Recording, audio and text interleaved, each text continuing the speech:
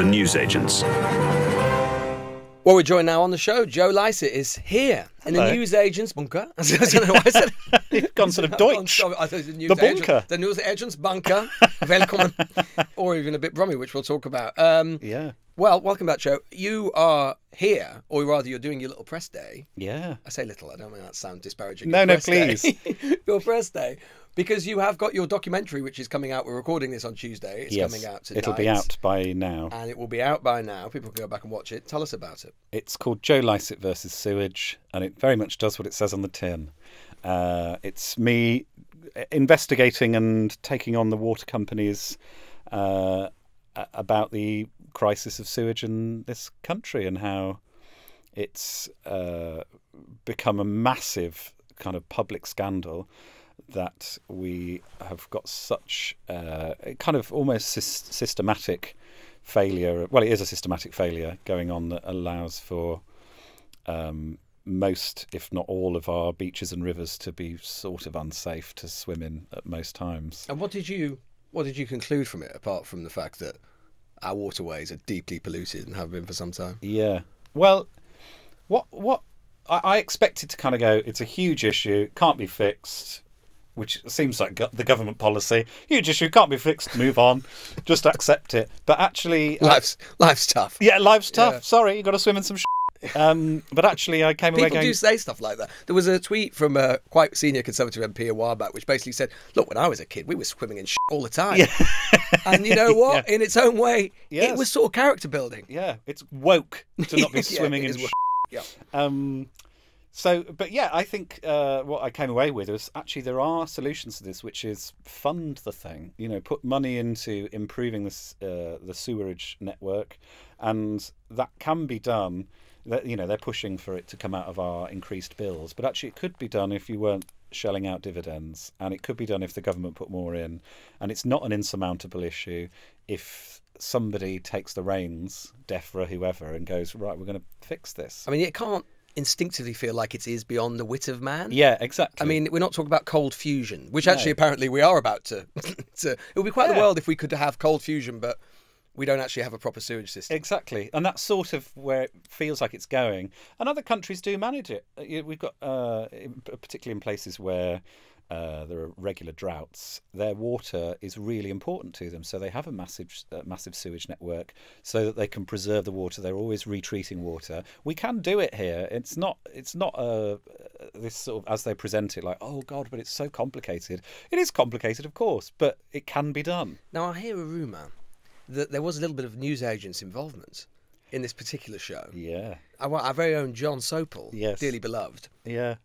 Did make a little appearance. He did make an appearance in the bathtub, which I was amazed he agreed to, fully clothed. I'm not fully clothed, weirdly, in that scene. I've got my trousers down. I should probably recreate that now.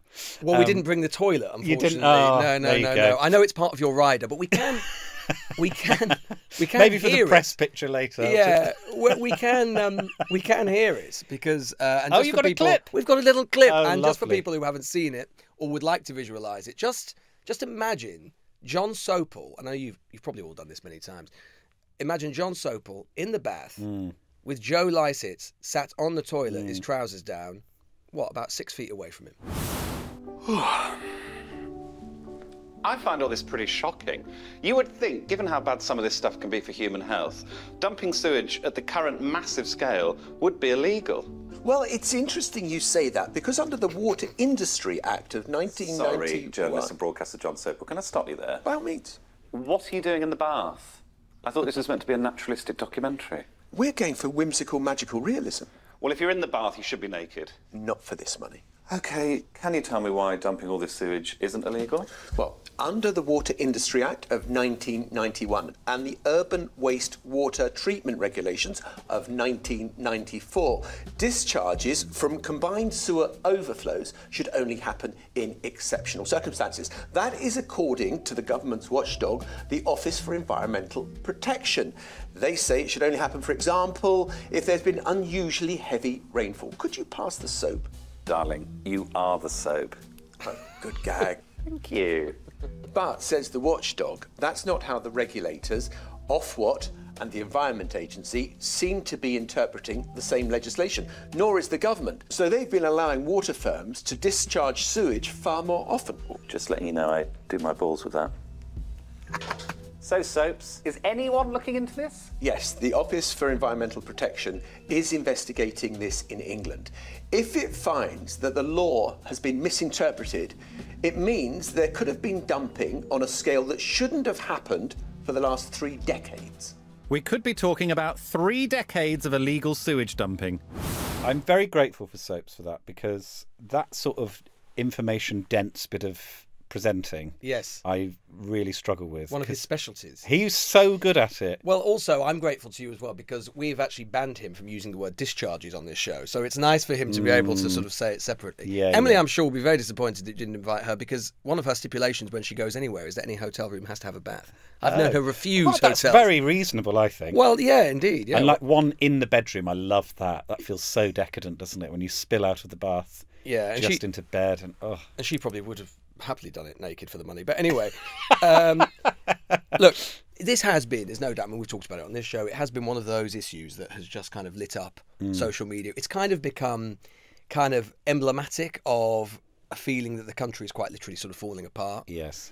But what was it, why was it this thing that you wanted to do? Because you could have chosen, I mean, any number of things. But why this? Well, you're right that it is emblematic, and you know the fact that the island is surrounded by is like a perfect analogy, isn't it, of where we're at. It's really tricky to decide what to do these programmes on, because there are, as I imagine you have editorially, there's so many things you could cover on any particular show, and you've got to make we've a got decision. 5 days a week. I know, exactly, yeah. So you've covered it all by the end of the week. It's all done. All the news is done. All the news completed. Whereas we do 1-2 of these a year.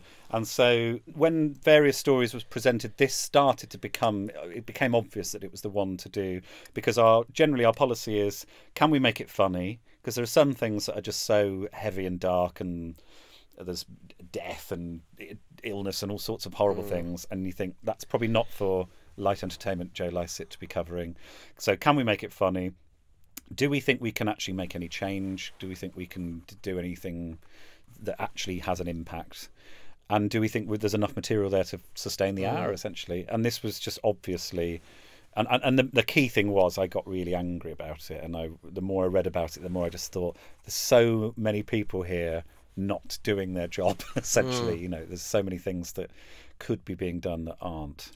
So one of the things I think is really interesting about you, and I wanted to talk to you about, is the extent to which you think you are or have become a political comedian. Because I think that probably, am I right in saying that when you started out, that probably wouldn't have occurred to you, but No. but one way or another, you've delved more and more Yes. into the world of politics, even if it is in a kind of oblique way, rather than sort of party politics or whatever. You're not usually sat up there, you know, making jokes about like Rishi Sunak or Keir Starmer, but it is there, politics with a small p in the background. Why do you think that? Do you think that's right? Do you think you have become more political in a way? Yeah, reluctantly, and it wasn't my intention at all, because it's a bit of a headache getting involved in politics. It's exhausting, isn't it? It's exhausting. Believe me. Yeah. You know, because everyone's got an opinion, and I don't. You know, I'm not an expert in any of this stuff, so I don't know how to run a country, and I don't. Well, you know about how the Water Industry Act of 1991 now. Well, thanks to Soaps, Thanks I do. to- Yeah. He's always talking about it. He's always non-stop. banging It on was about weird. it. Off camera, that's all he would talk about.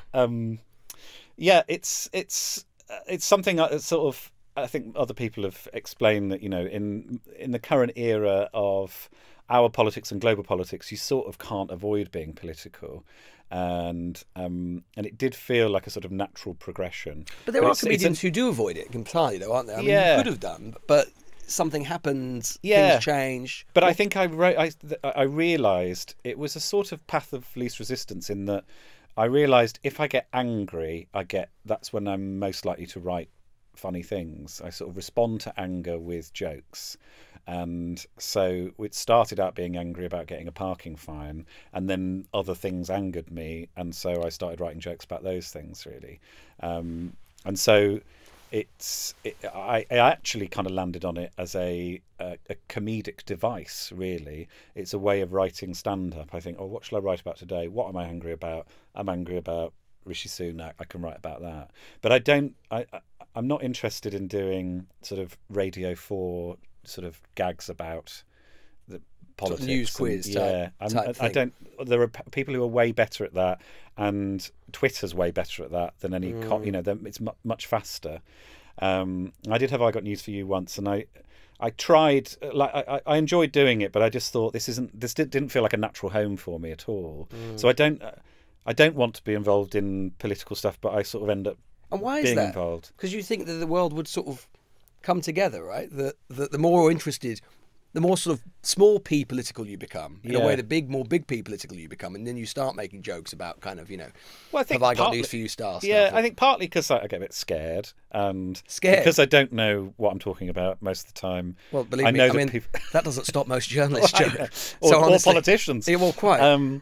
So I fit right in. Yeah, I'm sure. Yeah. But I don't. I sort of, if I'm going to take someone on, I want to have all the facts and I want to know what I'm talking about. Yeah, well, that's your big mistake. Yes. Yeah. Honestly, we're over facts. You don't want to have too many board of facts. experts. No, well, quite. So I'd want to be sort of. I'd be a perfectionist about it. So I don't want to get involved in that way.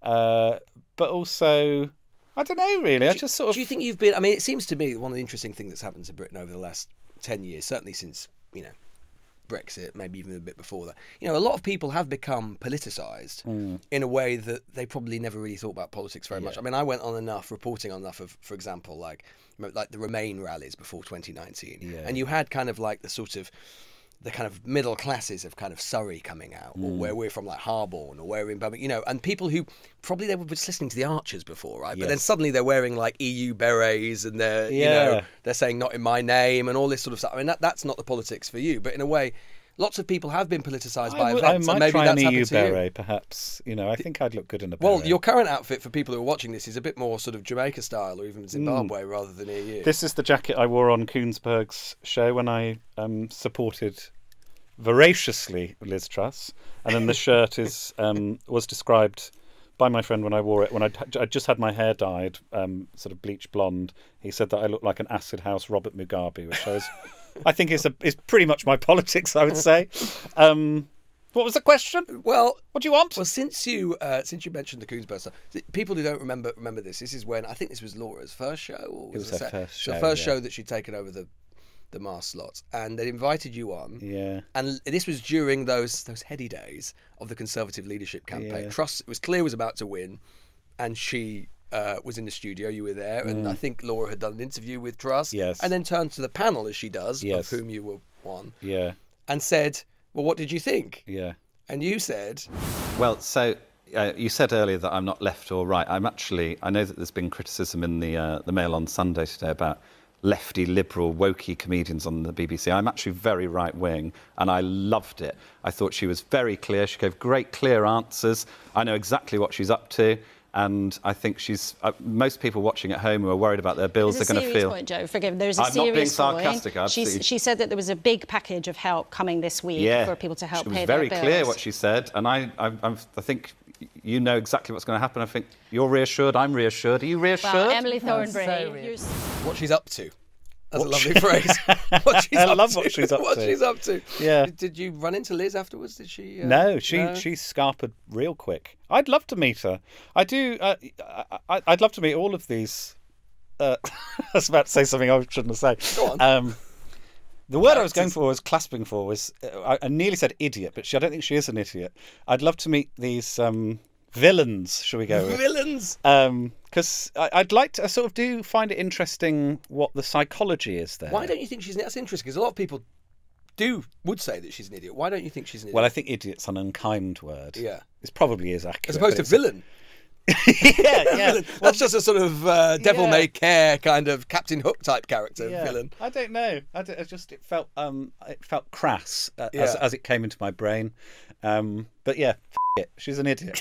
I've not met anyone. I've not met Boris. I've not met... The closest I got to Boris was when I was in this studio, because his sister sort of walked in, and I got a real flood of some sort of chemical in my body. I don't know what it was. That always happens when Rachel Johnson walks by. I got really excited because I just thought, oh God, I could talk to her about I don't know like how you touching do a like world. when you interview Rees Mogg, you were the last interview you did with him. I was so impressed because you were so nimble around him, whereas I'd just be like, "What? Why are you such a prick?" That's what I'm scared about of it, being up in front of politicians. And would you like to meet them? Would you like to talk to them? Yeah, I'd like to. We could arrange that, couldn't we, team? I'm sure, at some point. I'd like to do it over a glass of something. Yeah, so that everyone's relaxed. Are there any you admire? Politicians? Yeah. Off the top of my head, no. I'm trying to think. I must admire some of them, but I can't. Yeah, I do think it attracts weird eggs. Do you know what I mean? Like it's sort of. Oh, I know what you mean. Yeah, yeah. There's other professions where I just sort of think, dentists. Why are you doing that? Yeah. I get that. I'm glad that we've got them, but it's weird. On the Koonsberg stuff, did you plan to send it up, or did it just occur to you while you were there? It sort of occurred on the way. I realised I've not done that sort of thing before. I've not been on Question Time. I've not done any of those sort of political shows. But what I have done is been sarcastic on Twitter to Nadine Dorries and Boris and all that. So I thought You send messages like saying, to I think Liz Truss, "You okay, hun?" or whatever. Yeah, exactly. I sort of treat them like they're sort of one of the girls coming around for a Lambrini sort of thing. And that people like that, it's sort of, and I like. So it was an extension of that. Yeah, exactly. Yeah, so extend it and go, God, you were brilliant, well done. That's sort of what the kind of PR team around her will have been saying, I'm sure, going well done. Oh my God, you smashed it. And it created this enormous controversy at the time, right? The Daily Mail, what did they say about you? They had on the front page sort of it was left-wing front page. They didn't use a picture of me. It was they were running something about Sue Barker at the time, and I was livid that I didn't get my picture on the front. But I've still got it framed. It kind of looked a bit like maybe they were talking about Sue Barker. Yeah, exactly. she was the left-wing comedian. But I think she was complaining about how she'd been treated by the BBC. So they were running a BBC kind of bashing cover, which is so unlike them. Yeah. But yes, I think now woke BBC comic something. Yeah. Trashes Liz Truss or something. It was something along those lines.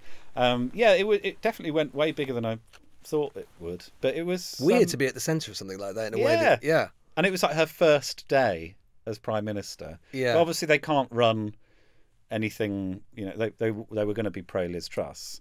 And so it was it was everything the Daily Mail would want, I imagine. They can bash the BBC, they can support the Prime Minister, and Do you think if there were a Labour government, do you think you would stop doing this political stuff? I have thought about this because Jess Phillips is a friend of mine. She lives around the corner, and I have wondered about that. Like, if things start happening that I'm really worried about if Labour get in, what that will do in terms of like how will I feel about talking to her about it, and what's the rules of engagement there? I actually don't know. Are you meant to bring it up? Or are you meant to? How do you judge that? And I'm a bit scared of that as a kind of upcoming problem. In that, well, this is often the journalist conundrum, right? Because you know these people in a vague sense, but you want to try and keep a bit of a distance. But at the same time, when you're slamming them about something, exactly, it is hard. But I'd like to think, I'm quite happy to slag off Jimmy Carr, so I'm probably happy to slag off Jess Phillips as well. Yeah. Not that I'm terribly close friends with Jimmy Carr, but other comedians Not much comparison, of course, between Jimmy Carr, or not many people make the comparison between Keir Starmer and Jimmy Carr. No, it's about time someone did. Yeah. So yes, I'm fascinated by Labour's position at the minute because it does feel very much like I can't really read the strategy, but it feels a bit like no. There's lots of people going no. Just trust them. When they get in, it will be different. And then they do another thing. No, we probably should lock up all dogs for now. And then when they get in, it's sort of everything gets really like. I can't. Well, presumably with Starmer at the moment, it would be more like we might lock up all dogs. We'll think about it in the future. Yeah, exactly. We said we'd lock them up, but maybe just 10% or 7%. It's difficult to get inspired by any of the offerings currently, and I don't and won't sort of put my name behind a political party because they U-turn and they change their minds about all sorts of things, and then you've got to kind of go, oh, I agree with this thing, but it's much nicer to be nimble and have your own. You've mentioned the kind of the word that sort of haunts or is often thrown at comedians now. It looks like everybody else really by certain quarters, which is woke. The idea of a woke comedian, that comedy is kind of dying because of woke. Yeah. There are very well-known comedians like Ricky Gervais, for example, who have basically centred an entire show, very very popular show, exploring that theme of kind of wokeness and what it does not only to comedy and society. I mean, is that something that you think about or do you agree with? Is the idea of being woke or sort of woke discourse? Is it impeding to comedy, do you think? No. I think it's entirely fabricated by people that it serves, essentially. And I think what's been really fun about... I've been in comedy 15 years, and I started in clubs, pretty rough clubs in Manchester, and to see the kind of evolution of stand-up from then, when I was basically the only non-straight white male on the bill, to where we are now, where I'm the only straight white man on the bill. There's a lot of diversity that's not enough, and we're still way behind where we should be as an industry.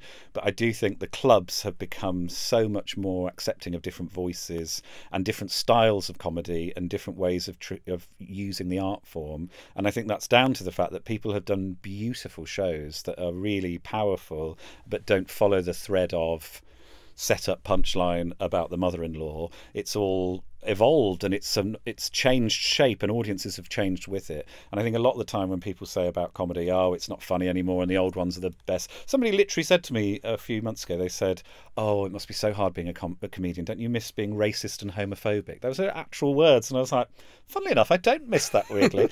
And I think it's just we've just got more interesting as an industry, and we've just started doing more interesting things. And the key thing is, it's not for everyone. And if you don't find it funny and you don't think it's interesting, don't watch it. That's fine. But there is an audience for it. Nobody's forced to buy tickets for these shows. Yeah. People go because they want to, because it says something for them, it does something for them. And the same with Gervais. I would never say that Gervais shouldn't do what he does. I think he can say whatever he wants. We live in a free society. What I think is perhaps disappointing about Gervais and the people like him that are doing this sort of like, I'll just say how it is, and this sort of I mean, the last show he did was the real tragedy for me was that it was comedically weak. It wasn't a strong... Did you watch it? Yeah, and it was so... I was like, if you removed the Gervaisness of it and you just gave it to a new stand-up, they would struggle in a club with the material he had. You think he was speaking from like a comedic authority, really, rather than... Yeah, exactly, yeah. Which happens to anyone that kind of gets a bit of telly, essentially. They can become complacent, myself included, because you're going to get the laugh. And it's... I just did some stand-up in America a few months ago, and I loved it because nobody knew who I was, and suddenly I had to work a lot harder because... You've got to convince them you're funny, and now when you go out to your audience, they love you already anyway, and it's a lot easier. But the thing about Gervais and people like him who are doing material which is attacking trans people, is attacking wokeness, however they see it, is that they are very skilled. Gervais has done an amazing work, and what a waste of that skill to attack minorities. That's how I feel about it. I'm not going to say he shouldn't do it. Do whatever he wants. I don't want to get involved in his creative process. But I would much prefer to see him use that skill and that wit to attack people who possibly need to be attacked more than the trans community. But in a way, Joe, this is where our kind of worlds meet, right? Which is to say that to take the trans element just as an example. I mean, trans people, let's put it this way, trans-related issues have become a butt of joke in politics. Yes. And when we saw, I mean, this was obviously controversial just a couple of weeks ago with what Rishi Sunak said on the floor of the House of Commons.